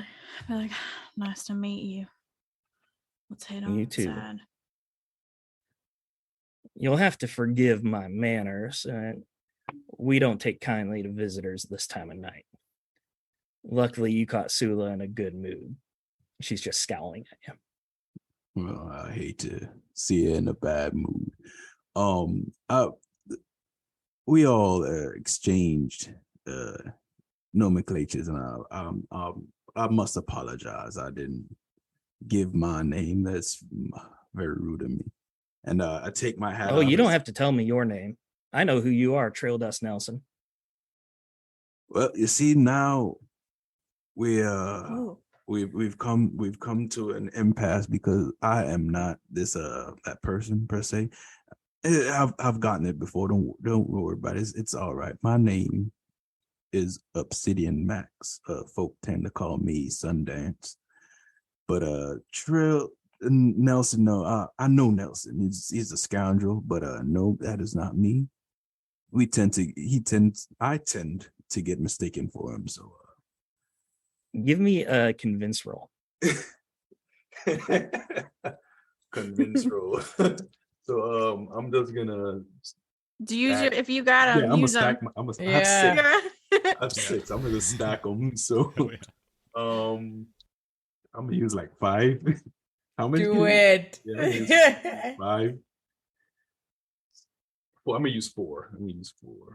All right, so plus 40. Plus 40. Let's see. There's a 32. I didn't even need it. That's a 32 out of 80. Nice. All right. Oh, So good. you get 4 jacks back anyways for that. So you're good. You came out in the end. I apologize. You sure do look. You're a spitting image of him. You're There's some- lucky you're not him though, because I don't like him. Well, not much people do. But it's all right. It's quite fine. And with that, before Balaam closes the door, he'll give a one long whistle, and it'll be returned by presumably who he referred to as Jake. And he'll close the door. All right, Jake's coming in. Don't worry, he wouldn't do anything to your animals. Before he closed the door, I also give a whistle. And then when he says that, well, I'm not too worried about what he might be able to do to Dusk. I'm more worried about what Dusk might be able to do to him. So my apologies in advance, if anything. Dusk, that's your horse there. Yeah, he takes quite a liking to it. Quite a personality in that one, I might say. All right, so what are the three of y'all doing banging on my door? Well, as I said earlier when I banged on the door, we were sent from Perseverance to look for the Bartletts. Look around. There ain't no Bartletts here. Well, now that we're here, we're seeing what may have transpired before we got here, and it just adds to the mystery. Nothing transpired. We were the ones that were looking around, whoever left stuff. We were just seeing if there was anything worthwhile. Did y'all find any blood? Now, why would you ask that? Because that poor girl came into town drowning in it. And she Balaam wasn't would go over wounded. to one of the walls while you're talking that has a sheet nailed into it. Uh-huh. And he'll rip down the sheet. And with that, there's a gust of air from the sheet being pulled away. And you just get a whiff, just noxious decomp smell. Mm. And there is a massive blood stain on this wall underneath the sheet. I don't know why that keeps smelling. Blood shouldn't smell that long. Something ain't right about that. Purdy, what do you think? Well, she did mention something about a curse and such. Y'all didn't see anything else like this around the homestead? Any other signs of violence? Any totems? Anything out of the ordinary? Anything weird? Totem? We ain't seen no totems. Something weird, yeah. There's blood stains on the wall, blood stains on the floor.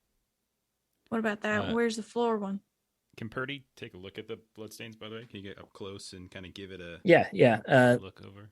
Give me a deduction, let's say, while you're looking at it. Or you could do medicine, since you know that a little bit. I would love to do medicine if I can.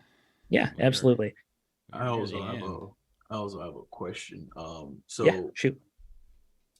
What are my descriptions? I can always tell if something unnatural is in the area, air, all that. Yes, you can. What sense do I get from this blood splatter and all of this stuff? Yeah, so why don't you roll me a knowledge-based skill? This is going to be a narrative test again. You're going to automatically succeed, but it's going to decide how well you succeed. What skill would you like to roll? Knowledge-based? It doesn't have to be an actual knowledge skill. You could roll deduction or something like that, just some sort of mental skill or even tracking, whatever you're trying to go for. Purdy, what did you get while he's doing that? Purdy needed an 80 as I spent 3 of my jacks and I rolled a 66. 66. Nice. You critted again. I'm on fire tonight. I don't know what the hell's going on. Amazing. This is creepy. Yeah, Nice this is job. not how this works. What'd you get, Sid? Oh no, I'm gonna roll deduction. Okay. Deduction, because that just seems like that's what, and I'm gonna spend some jacks. Okay. Purdy. Medically, this is more blood than one person should even have in their body. For there to be multiple stains like this, it looks like it would be like a surgical tent in back in the war. It's just an insane amount of blood for 3 people that you knew lived here. More than 3 people would not have this blood. And it's wet, congealed at all. It is not wet. It's very much dried and it's kind of soaked into the wood. So the wood grain is coming out through it. You can touch it if you want. Nothing really comes off it. Discern any sort of pattern, perhaps? It's very much a splatter. It kind of looks like if someone threw a bucket onto the wall. Well, this is peculiar. There's far more blood on this wall than, well, the inhabitants of this homestead would have had on them. We just figured it was some sort of Apache raid. I don't know if I would be so quick to make that conclusion. Sundance. You rolled deduction. What'd you get? I got a 7 out of 55. 7 out of Nice. 55. Nice job. Nice job. All right. You can sense when there's something unnatural going on. Your sixth sense is, your spidey sense is tingling right here. Tingle. Not just in all the blood, but you kind of smell in the air. There's something other than the blood smell that came from the whiff. It smells sulfuric.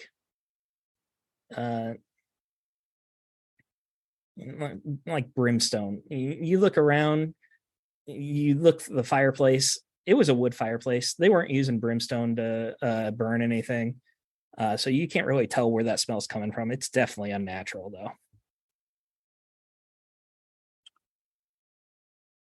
Something here is amiss, and honestly, I think we need to make our way back to Perseverance. Something's wrong. Real wrong. Ashley, you were asking about the stain on the floor. Yeah. There are 2 bedrooms. That creates the 2 sides of the capital T-shaped house that this is. Mm-hmm. He'll point you to one of the bedrooms, and you can see that the bed is crimson. The floor is crimson as well. They just left this door closed. They didn't even come in here and try to cover it up or anything. And the other room doesn't have any blood or anything in it? The other room does not, no. Shauna will go in and look around to see if she notices anything weird. Into The bloody bloodstained room? Mm-hmm. Okay. What kind of skill do you want to do to search this place? I was thinking maybe observation or tracking, or Let's do observation. I'll spend 3. Okay. Okay, 41 over 100. 100. So you didn't even have a chance of failing. Good for you. You're looking around. The pattern of this spray here, the bed that's soaked, it looks like if there was a bucket being thrown, it was being thrown by someone standing on the bed. It looks like it was like going that direction. The cone shape goes towards the center of the room, away from the bed. As you're standing in there, you hear just something ragged, like air, forcibly, someone struggling to breathe. Sounds like it's coming from under the floorboards.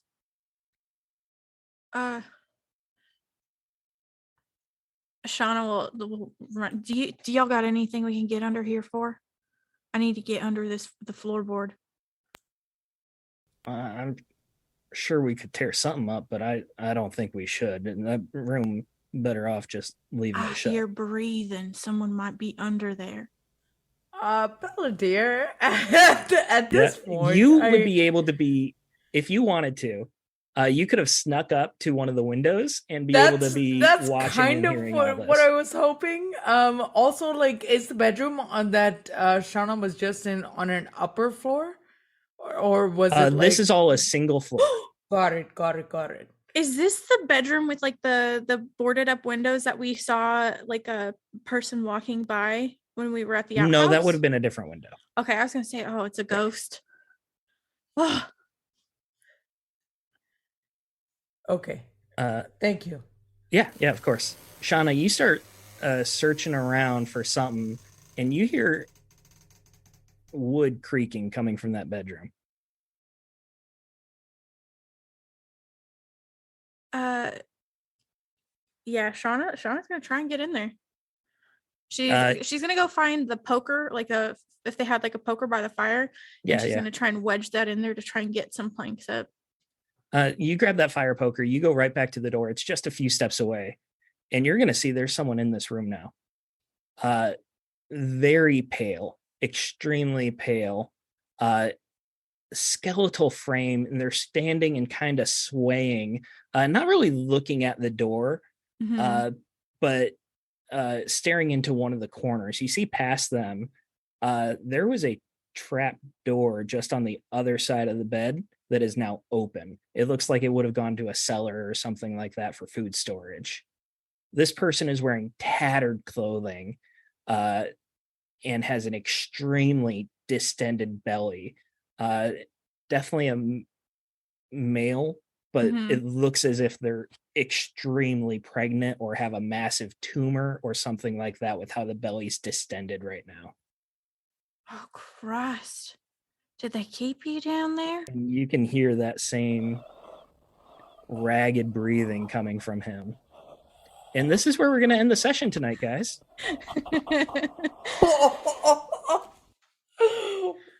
What the hell? All right. Thank you so much for playing, y'all. I had the jitters today. I'm glad I was able to work through it. That was I hope bonkers. you Oh, you had did fun. That was fantastic. so I enjoyed good. playing. Let's go around, and if you have anything going on, Maitrey, why don't you tell us what video you got coming up, or which one you just did that you'd like to talk about? Yeah. So in a couple hours from now, what's gonna come out on my channel, My Three Plays Games, is how to roleplay a dick without pissing off everybody. I love could it. have watched that one before this session. Not gonna lie. No, you were great. I had a freaking blast tonight. So thank you very much for Yeah. inviting me. And as That much sounds like as a I great wanna, topic. I'll enjoy watching it. oh, thanks. Yeah, it's a short video, but I hope people enjoy it. And but more than like multiplayer games, which you should watch if you want to. I'm not sure. I'm not gonna make you, but like, but more than that, I want to say how much fun I had tonight. So thank you so Oh, much thank for you. letting I me be appreciate it. It's here. great playing with you. I'm This excited was to see what great. Josephine can do in the next session. Oh, it's gonna be awesome. Nothing good. Nothing good. Sid, what do you got going on? I know you're on clerical errors. Oh, you're I'm muted. muted. Yeah, I was muted. Oh, okay. So, all right, get ready for this. Um, so on Wednesdays here on Twitch on the Game 7 channel, playing a Eberron focus campaign called Name Dirty Deeds, play a ranger. I always fall. I don't know why, but it happens. I always fail the acrobatics checks. So that's Wednesdays at 7 p.m. Eastern. And then on every first and third Monday, and I think we're switching it over to there's this thing, but for right now, every first and third Monday at 8 Eastern, over on we're clerical errors. We each play a class that has some connection to the deity, cleric, warlock, etc., etc. And that's on Just the Humans Twitch channel, right? Just the Humans Twitch channel, yes. Awesome. That's all I have for right now. And Maitrey said, I know you're on East Coast, so I appreciate you staying up late for this game.